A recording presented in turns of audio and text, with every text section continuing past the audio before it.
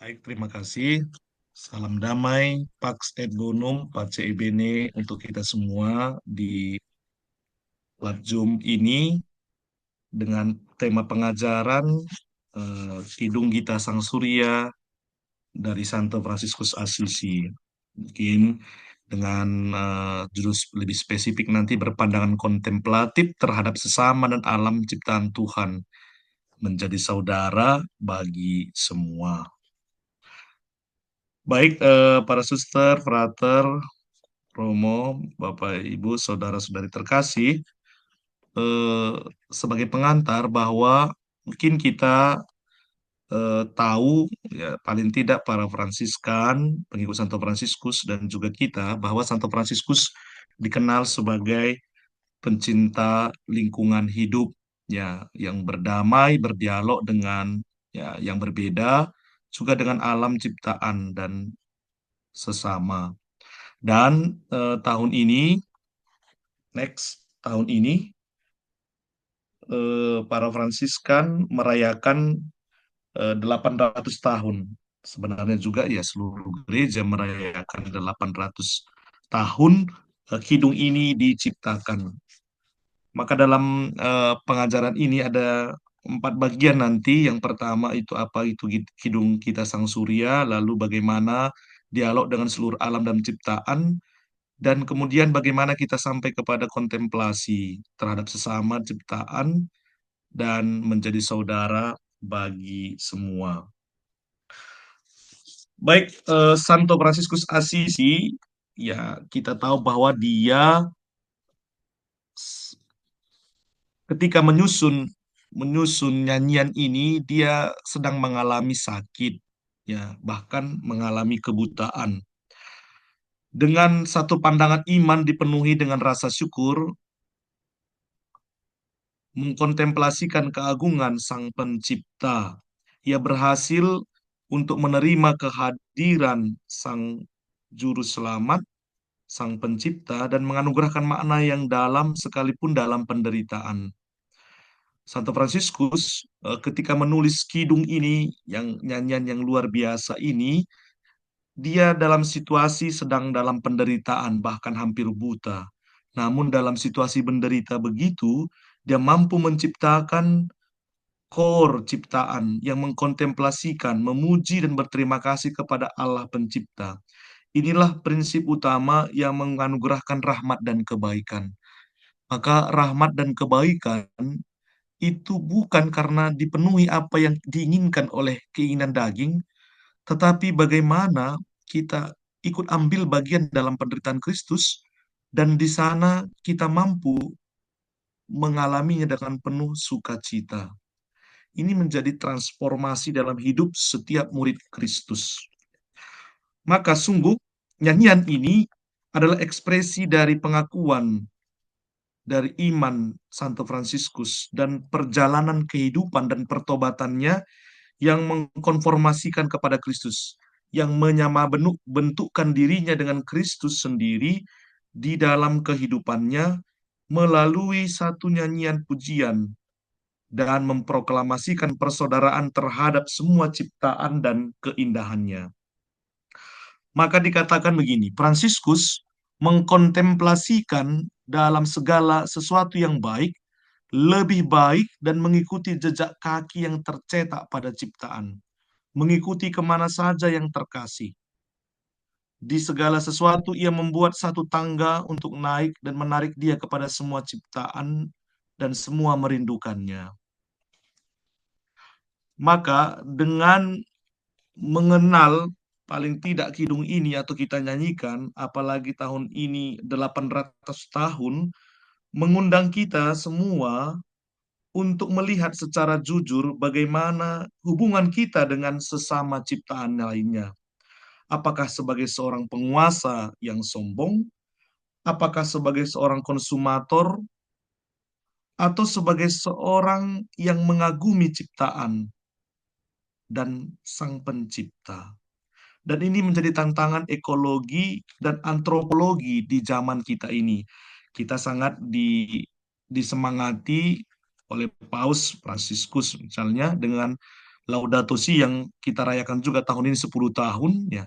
Laudato Si, bagaimana kita harus melihat bumi sebagai rumah bersama di mana kita harus saling menghargai dan saling merawat satu sama lain juga terhadap ciptaan-ciptaan Tuhan yang lainnya agar kita bisa damai dan harmoni di bumi yang diciptakan Tuhan sebagai rumah kita bersama. Itu sebagai pengantar untuk kita. Bagian pertama, mari kita melihat Kidung Gita Sang Surya ini ya. Kidung Gita Sang Surya. Kidung Gita Sang Surya disebut juga sebagai nyanyian saudara matahari, adalah pujian Santo Fransiskus Assisi dalam bahasa Italia sehari-hari. Dialeknya Latin ya, bahasa Latin tapi tidak sempurna bahasa Latinnya, tapi gabungan dengan dialek Umbria di wilayah Italia. Mengapa? Karena Fransiskus bukan seorang yang pintar, bahkan dalam wasiatnya dia mengatakan dia sebagai orang yang bodoh dan tak terpelajar, sekalipun dia mendapatkan pendidikan di sekolah parokinya sebagai seorang anak pedagang kaya, mempunyai kesempatan untuk mendapatkan pendidikan pada waktu itu. Namun dia bukan seorang yang ahli dan seorang akademis seperti misalnya sezamannya itu Santo Dominikus. Ya. Kidung ini memuat doa dan pujian kepada Allah atas ciptaan, hidup, dan penebus. Jadi ini tiga inti dari Kidung Gita Sang Surya, ya, bahwa di dalamnya itu ada ciptaan, kita sebagai ciptaan, dan juga alam, juga atas kehidupan, dan harus sampai kepada penebusan, ya, sampai kepada penebusan. Kidung ini ditulis oleh Santo Fransiskus di dua periode yang berbeda. Ya, dua periode. Yang pertama itu di San Damiano dan di dekat Kuskupan Assisi pada musim semi sekitar Maret-April tahun 1225. Transkripnya tertua ditemukan ada pada Kodeks 338, ada tersimpan di Basilika Santo Fransiskus Assisi di perpustakaan. Pengalaman malam yang kelam, pengalaman malam yang kelam dan dalam situasi sulit, sakit dan menderita yang dialami oleh Fransiskus Assisi, namun sungguh ia dihibur dan diterangi oleh cahaya ilahi dari langit yang baru dan bumi yang baru, dipenuhi oleh terang ilahi. Oleh karena itu, bersukacitalah dan penuhlah dengan kegembiraan dalam kesakitan dan pencobaan, karena dari peristiwa ini engkau merasakan dengan yakin bagaimana di dalam kerajaanku. Jadi ya, kidung ini mengungkapkan juga bagaimana sesungguhnya pengalaman iman itu harus dialami dan dialami oleh Fransiskus Assisi. Bahkan pengalaman itu harus melalui penderitaan, ya, pengalaman yang sakit dan pencobaan. Namun bila setia di dalamnya, maka di dalam itulah akan dialami satu kebahagiaan sukacita. Kidung ini ditemukan dasarnya, jadi Kidung Gita Sang Surya ada dasarnya dari kitab Daniel bab 3 ayat 51 sampai 89 tentang nyanyian tiga anak yang dalam tanur api yang tidak mengalami ya kehangusan, tidak mengalami hangus ya. Mahakarya ini dibuka dengan tiga atribut. Ya, juga dasarnya itu dari Mazmur 148,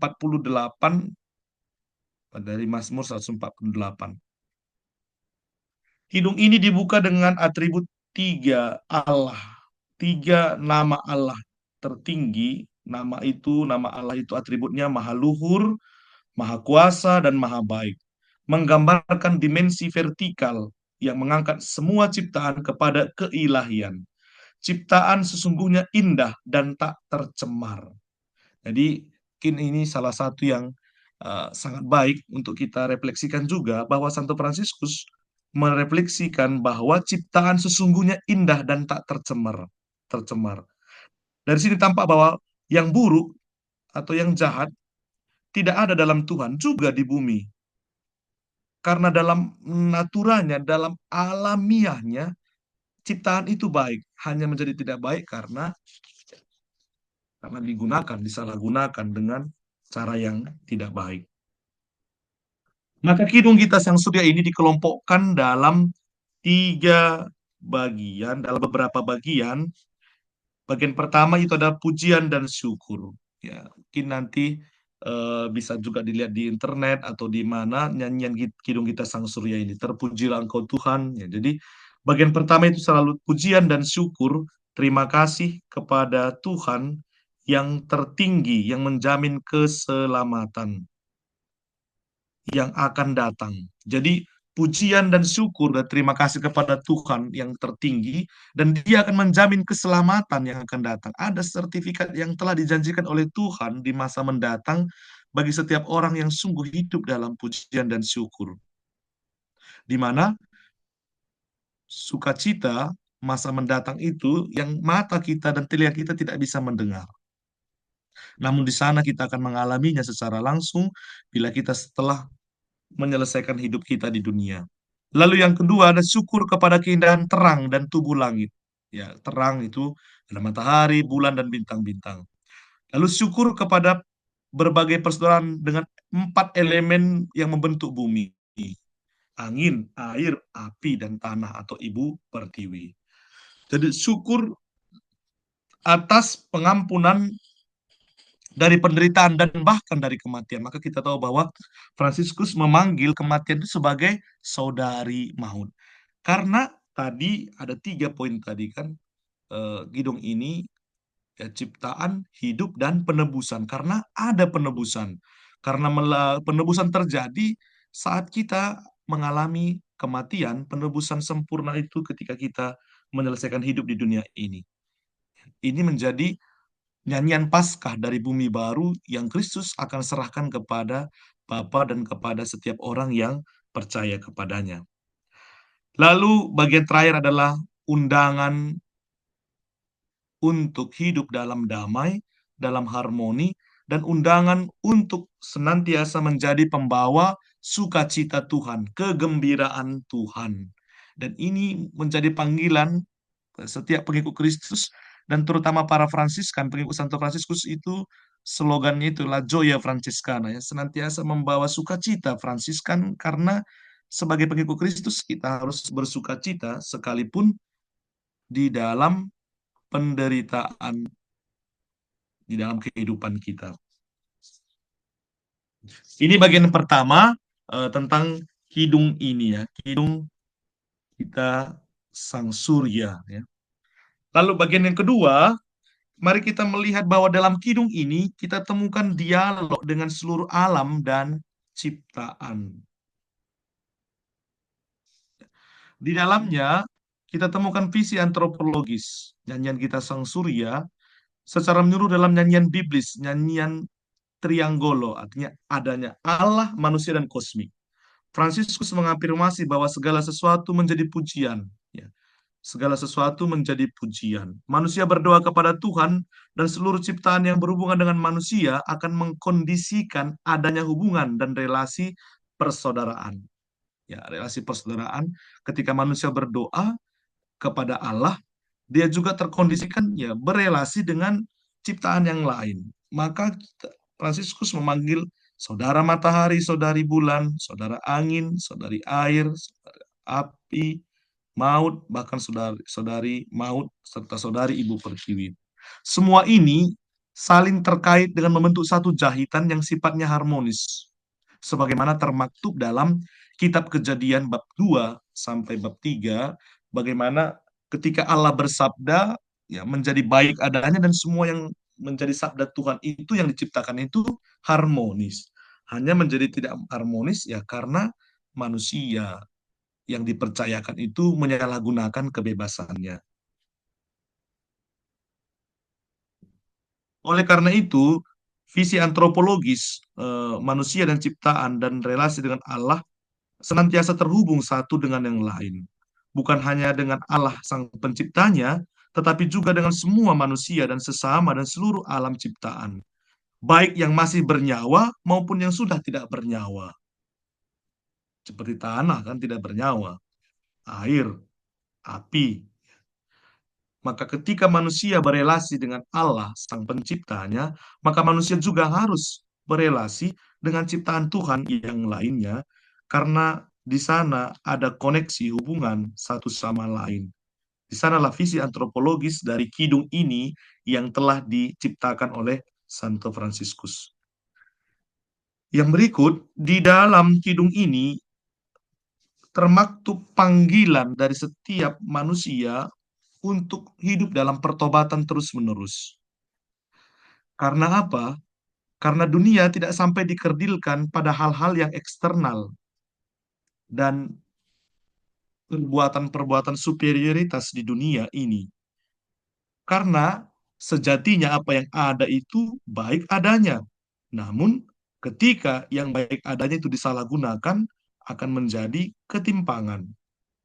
Dunia merupakan bagian manusia, dan manusia menjadi bagian dunia di dalam satu persaudaraan kosmik. Ikatan intrinsik antara manusia dan lingkungan ini telah ditelah sedemikian rupa oleh pengetahuan modern dan kemudian menempatkan pada dasar dan semangat ekologis. Maka panggilan sekarang dengan melihat dunia yang begitu majunya sekarang ini, ya, di mana yang satu merasa mempunyai kekuasaannya dan yang satu merasa lebih memiliki dunia ini, maka akhirnya terjadi ketimpangan.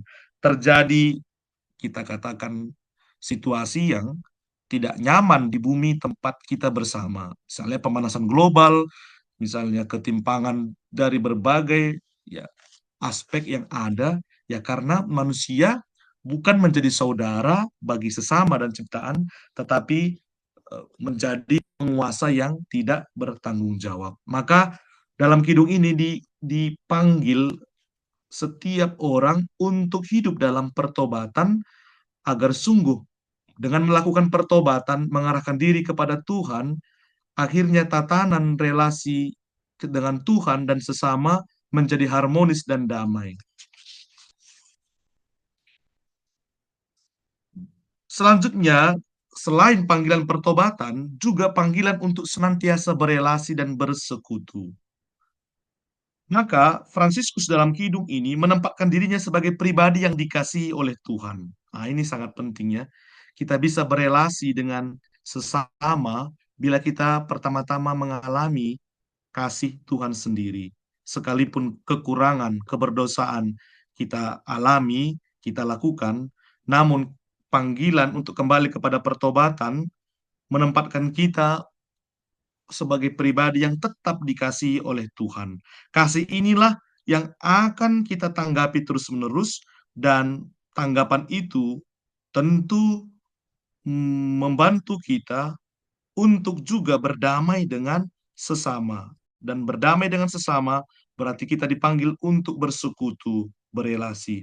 Karena sesama dan alam ciptaan adalah saudara dan saudari, bukan musuh, tetapi saudara dan saudari. Apa yang ada dan diciptakan oleh Tuhan adalah rahmat dan kebaikan. Nah, ini, ya, damai dan sejahtera. Dan kita tahu bagaimana ketika Paus Leo ke-14, ya, pesan pertama ketika dia setelah terpilih, ya, menjadi paus, pesannya adalah apa? Pesan damai dari Paskah Kristus, ya. Semoga damai Tuhan selalu bersama kamu, bersama kalian. Nah, damai itu tentu terjadi bila ada pengalaman relasi dengan Tuhan dan relasi dengan sesama dalam kasih dan kebaikan. Oleh karena itu, semua yang ada di dunia ini adalah baik adanya dan tercipta dalam tatanan harmonis, damai dan sukacita. Maka sapaan, ya, khas dari para Fransiskan kan Pax et Bonum, Pace et Bene, atau damai dan kebaikan, damai dan sejahtera. Sebab Allah menciptakan dengan sabdanya yang efektif dan berdaya guna demi kebaikan dan kebahagiaan manusia. Fransiskus Asisi sampai kepada tahap tertinggi dalam melihat, mengenal, dan merasakan kasih Allah dalam diri sesama dan seluruh ciptaan Allah. Santo Bonaventura, ya, pengikut Santo Fransiskus, yang kelak merefleksikan pengalaman Santo Fransiskus dalam pertobatannya dan juga dalam kidung ini mengatakan demikian. Dia mengatakan bahwa le creature di Dio e parola di Dio, perché esse da Dio, yang artinya ciptaan Allah adalah sabda Allah karena keluar dari Allah. Luar biasa Santo Bonaventura merefleksikan bagaimana Santo Fransiskus mampu berdamai dan melihat alam ciptaan Tuhan itu sebagai saudara-saudari. Dan Santo Bonaventura merefleksikan itu dan mengatakan bahwa setiap ciptaan Allah adalah sabda Allah karena keluar dari Allah. Kita diingatkan dalam kitab Kejadian ketika Allah menciptakan, dia bersabda, jadilah terang, jadilah ini, jadilah. Maka ketika Allah bersabda, sabda itu adalah baik adanya dan sabda itu tercipta, dan yang tercipta itu adalah ciptaan itu menjadi baik karena keluar dari Allah, ya.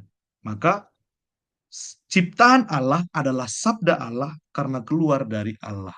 Ya, kita semua dan semua ciptaan itu adalah sabda Allah karena keluar dari Allah. Namun tidak menjadi tercemar karena kita tidak, ya, menghargai dan menggunakan apa yang menjadi ciptaan Allah itu seturut kodratnya. Ya, karena egoisan dan kesombongan. Dan itulah yang terjadi ketika manusia pertama jatuh ke dalam dosa. Karena dosa ketidaktaatan, kesombongan yang mengikuti bukan suara Allah, tapi sabda iblis yang dilambangkan dengan ular. Ini bagian yang kedua. Jadi bagian kedua ini hal yang penting di sini adalah bahwa dalam kidung ini ada visi antropologis Santo Fransiskus, di mana di dalamnya senantiasa ada panggilan untuk pertobatan setiap hari, seperti sabda Yesus sendiri. Setiap orang yang mengikuti aku harus menyangkal diri, memikul salib, dan mengikut aku. Itulah pertobatan setiap hari. Yang kedua, panggilan pertobatan itu menuntut senantiasa berelasi, bersekutu dengan Allah dan sesama serta ciptaan yang lain. Baik, bagian yang ketiga, kita pada tahap bagaimana kita harus sampai kepada tahap yang lebih tinggi, tahap kontemplasi terhadap sesama dan ciptaan Tuhan.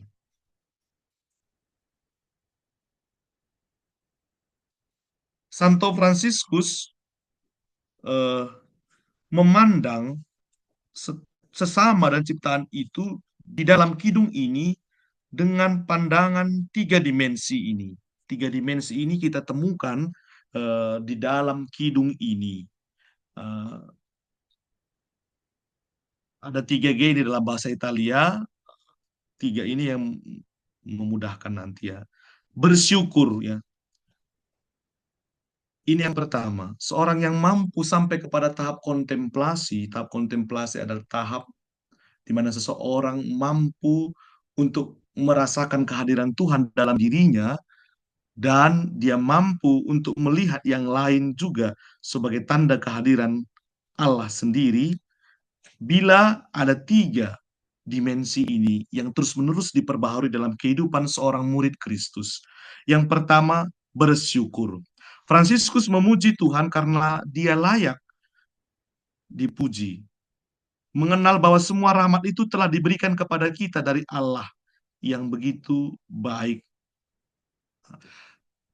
Jadi Fransiskus memuji Tuhan karena dia patut dipuji. Sekalipun ingat bahwa pujian kita tidak menambah kemuliaan Allah, namun membuat kita semakin mampu menyadari bahwa kita ciptaan yang dikasihi oleh Tuhan. Sehingga kita pun mampu untuk mengasihi sesama dan ciptaan lainnya. Nah, itu jadi orang yang bersyukur berarti orang yang mampu melihat kehadiran Allah di dalam dirinya, yang mencintainya sekalipun begitu banyak kekurangan, kesalahan, dan kesulitan penderitaan kita. Namun orang yang bersyukur mampu melihat karya Allah dalam dirinya, sehingga dia pun bahkan dalam penderitaan, dalam kesulitan, mampu menjadi saudara, bahkan mampu memberikan penghiburan bagi sesama.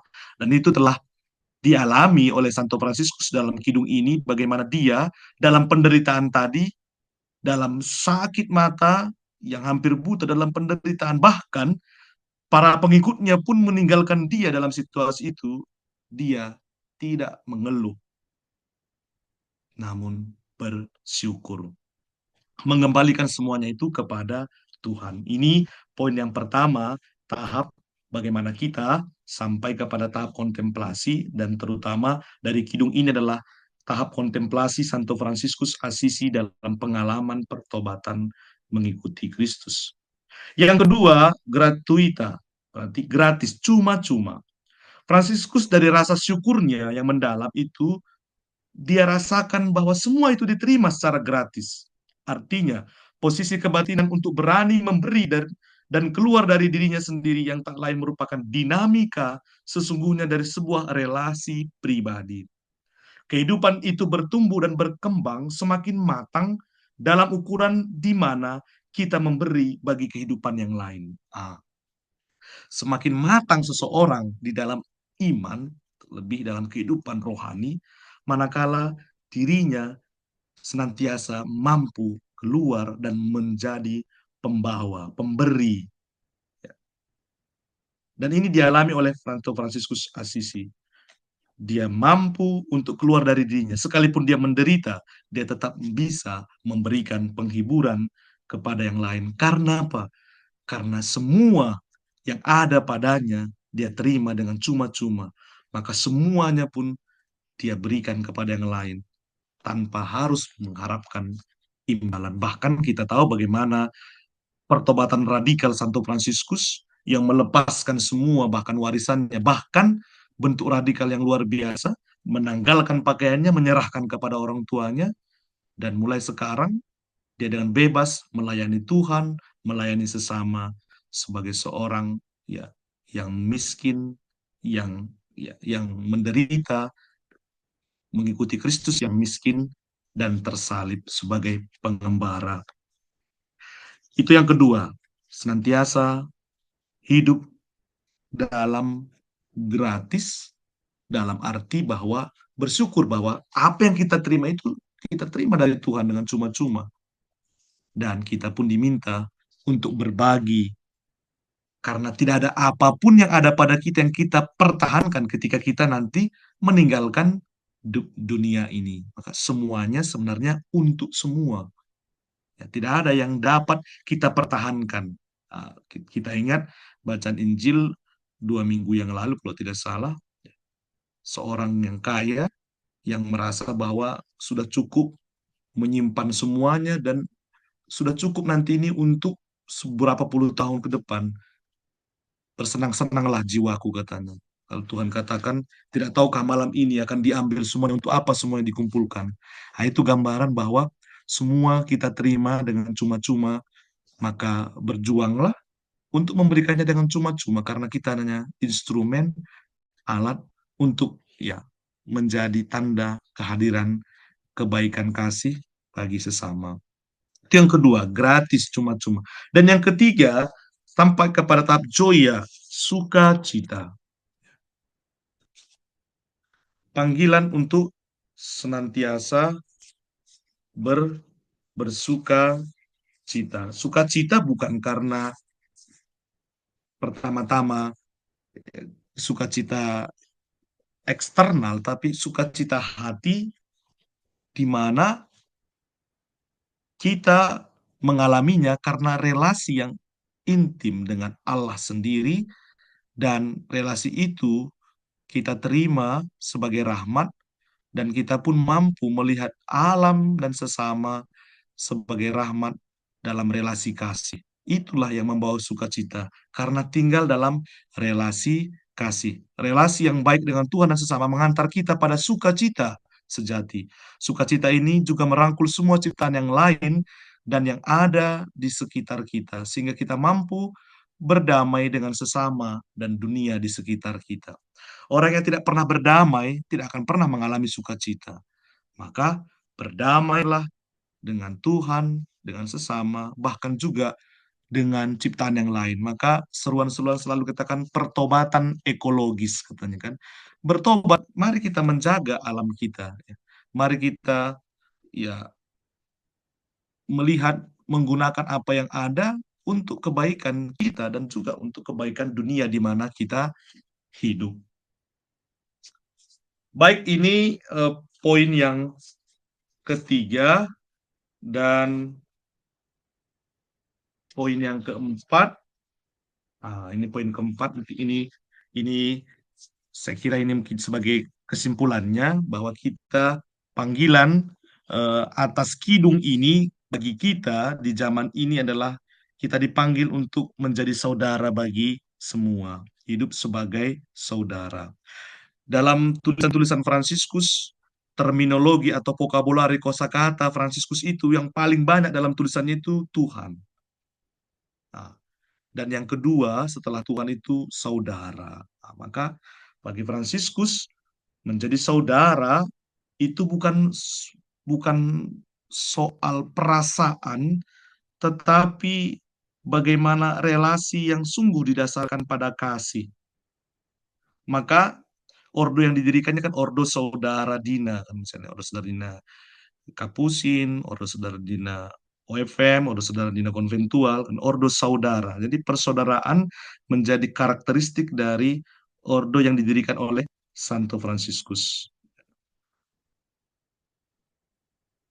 Menjadi saudara berarti mampu melampaui batas-batas. Nah, ini pentingnya. Jadi kalau kita sudah membuat batas-batas, berarti kita tidak bisa lagi bersaudara sesungguhnya. Karena kata saudara itu sebenarnya merujuk kepada bahwa kita mampu melihat yang lain sebagai rahmat dari Tuhan. Itulah sebenarnya. Sebenarnya kata menjadi saudara itu dalam terminologi Injil dan terminologi sebenarnya Fransiskan juga, Santo Fransiskus, bahwa yang lain itu adalah ciptaan Allah, rahmat Allah. Maka karena yang lain itu adalah rahmat Allah, maka menjadi saudara.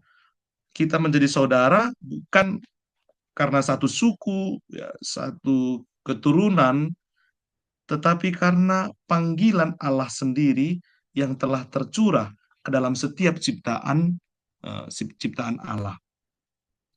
Maka kita dapat memanggil Aba ya Bapa, katanya kan karena Yesus Kristus telah menebus dunia kan dan seluruh umat manusia. Penebusan Yesus itu bukan hanya untuk manusia tapi seluruh ciptaan. Maka tadi Kidung Gita Sang Surya tadi itu kan ciptaan ya sampai kepada penebusan, ya, ciptaan, kehidupan dan penebusan.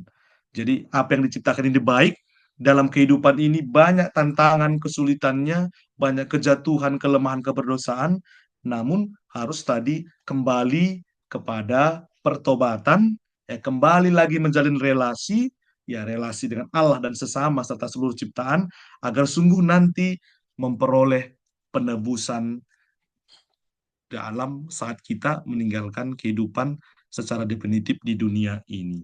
Nah, maka menjadi saudara adalah panggilan.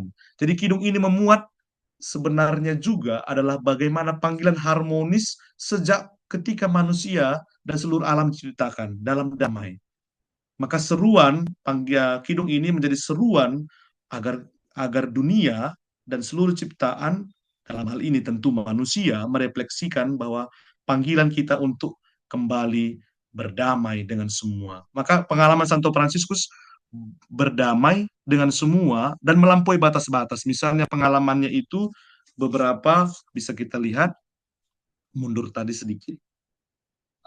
Misalnya meminta persaudaraan untuk mencari para perampok di Monte Casale yang telah diusir. Ini ada satu pengalaman dalam hidup Santo Fransiskus. Suatu hari para saudara pengikut Fransiskus tinggal di satu biara di pegunungan di Monte Casale. Suatu hari datang para perampok ya ke tempat itu, namun para saudara mengusir mereka. Sebenarnya para perampok itu datang ya untuk mencari makanan, tapi para saudara langsung negatif terhadap mereka, kira-kira begitu, diusir mereka. Namun ketika Fransiskus datang dan tahu bahwa perampok ini diusir, Fransiskus meminta mereka mencari para perampok itu sampai dapat. dan membawa ke biara. Gitu kira-kira ya. Bahwa kan Fransiskus melebihi apa yang ya mungkin hal yang biasa sebagai manusia kan begitu. Misalnya dia juga keluar dari tembok kota Assisi untuk melayani saudara-saudari orang kusta. Bagaimana peraturan tidak bisa keluar. Seorang anak bangsawan, anak orang kaya, tidak bisa bergaul dengan anak orang kusta di luar kota Assisi. Namun Fransiskus karena pertobatannya, karena relasi dengan Tuhan, panggilan kepada relasi dengan ciptaan yang lain, sekalipun menderita kusta, harus datang kepadanya. Maka Fransiskus meretas, melewati semua, melawan semua hal-hal regola, hal-hal yang menjadi aturan pada waktu itu, ya, melayani orang-orang kusta. Misalnya berdialog dengan sultan, ya, luar biasa ya. Bagaimana gereja sangat ekstrim pada masanya, namun Fransiskus berani meminta izin kepada paus untuk pergi menghadap sultan. Ya. Berdamai dengan serigala buas di Gubbio, misalnya kan. Berdialog dengan burung-burung, berbicara. Begitu banyak pengalaman Santo Fransiskus. Pengalaman-pengalaman inilah yang dia alami sehingga sebelum dia mengakhiri hidupnya, jadi kidung ini kan beberapa bulan sebelum dia mengakhiri hidupnya dan setelah dia menerima stigmata luka-luka Yesus, tak berapa lama kemudian dia menuliskan ini. Jadi sebenarnya kidung ini adalah pengalaman eksistensial spiritual Santo Fransiskus karena pengalamannya bagaimana melihat dunia di mana dia hidup, persaudaraan, gereja, masyarakat, dan semuanya, dia mampu menuliskan ini sebagai refleksi tentu pertama-tama baginya, dan juga tentu kelak bagi para pengikutnya dan gereja secara umum. Maka seorang yang menjadi saudara itu tidak juga meninggalkan saudaranya yang lain sekalipun dalam kelemahan dan kekurangan. Bahkan dalam surat kepada seorang minister, ketika ada seorang saudara berdosa dan tidak melaksanakan aturan, jangan dijauhkan. Ketika dia datang memohonkan, tetap harus diampuni. Dan ketika dia tidak datang, seorang minister pelayan itu juga harus datang kepadanya. Bayangkan ya. Sangat injili sekali ya. Apa dikatakan Yesus? Berdoalah bagi musuh-musuhmu. Ya. Berdoalah bagi musuh-musuhmu. Ya. Panggilan tidak pernah meninggalkan saudara sekalipun mereka itu sedang dalam kedosa. Karena itulah panggilan kita. Bagaimana Yesus juga ketika mengungkapkan perumpamaan tentang 100 domba, satu yang hilang, tetap mencari yang satu itu, dan ketika menemukan, dia mengalami sukacita dan mengajak yang lain bersukacita. Lalu penghormatan kepada sesama. Jadi menerima saudara, peretas batas-batas, dan juga penghormatan bagi sesama. Karena sesama itu adalah bagian dari kita. Karena manusia tidak bisa hidup sendiri, selalu dalam komunitas, dalam persekutuan, atau dalam bahasa Fransiskan, dalam persaudaraan. Maka sesungguhnya tak ada yang sempurna dalam dirinya. Maka ketika seorang saudara misalnya bertanya, siapa saudara sejati, siapa pengikut Fransiskus yang menjadi figur yang harus diikuti? Tidak ada. Karena dalam diri seorang tidak ada kesempurnaan. Hanya kesempurnaan dalam Allah, dalam Trinitas, persekutuan. Maka ketika seorang saudara bertanya kepada Fransiskus, Fransiskus tidak menjawab saudara ini, tapi dia mengatakan, persaudaraan atau kebaikan atau kasih itu semua dalam perjalanan selalu, tak pernah berdiri sendiri, ada dalam dirinya sendiri. Misalnya dikatakan iman dari saudara Bernardus, kesederhanaan dari saudara Leo, keramah tamahan dari saudara Angelo, kepekaan dari saudara Maseo, kontemplasi dari saudara Egidio, kesabaran dari saudara Ginepro, doa dari saudara Rufinus, kekuatan fisik dari saudara Yohanes. Jadi masing-masing punya keutamaan yang dia terima dari Tuhan dan itu dibagikan tadi kan, dibagikan akhirnya menjadi harmoni, menjadi kebahagiaan bersama. Maka tidak ada dalam diri seorang saudara sejati, yang ada dalam persaudaraan, dalam kebersamaan,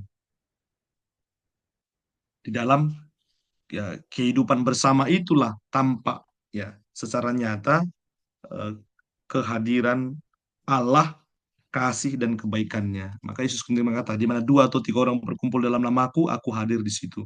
Maka kehadiran kesempurnaan dalam seorang persaudaraan dalam diri seorang saudara tidak ada. Yang ada dalam persaudaraan.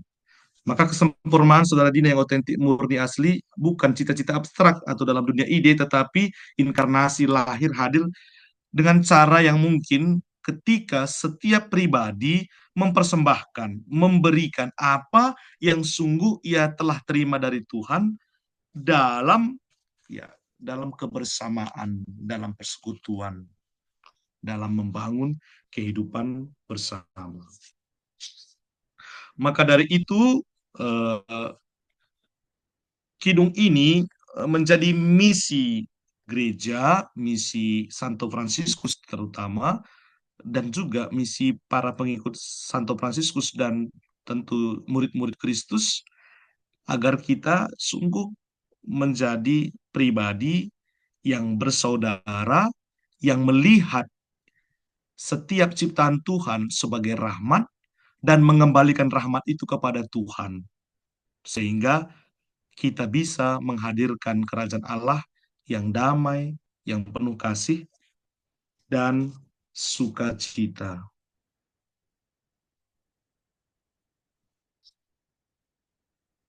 Demikian saya kira, ya mungkin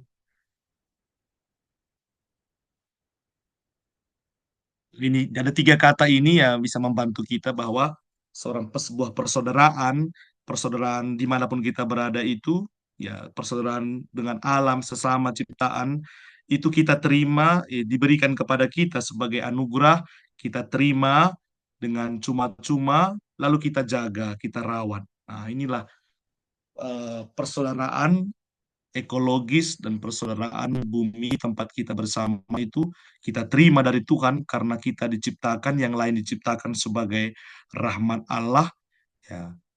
Kita terima, kita jaga, kita rawat dalam relasi, dan tadi yang terpenting bahwa senantiasa ada semangat pertobatan dan semangat relasi satu sama lain atas dasar kasih. Baik, ya, itu yang bisa saya sampaikan. Ini memang sangat sangat cukup panjang juga bahan ini, jadi waktu kita mungkin tidak ya membosankan juga nanti kalau hanya dibacakan aja. Tapi saya kira nanti mungkin dalam pertanyaan atau dalam diskusi mungkin bisa kita lebih mendalami tentang kidung ini. Jadi kidung ini nanti bisa dilihat di internet juga. Inilah dia kidung nyanyian Saudara Matahari, kidung pujian yang maha ya cukup panjang.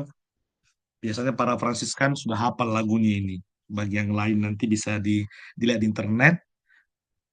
Dan secara khusus tahun ini memang tahun spesial, tahun kita Sang Surya, karena 800 tahun yang lalu sudah diciptakan oleh Santo Fransiskus dan tetap bergaung bergema sampai saat ini, ya karena memang spiritualitas Santo Fransiskus yang menghidupi Injil Kristus tetap tetap ya bergema sampai saat ini. Saya kembalikan.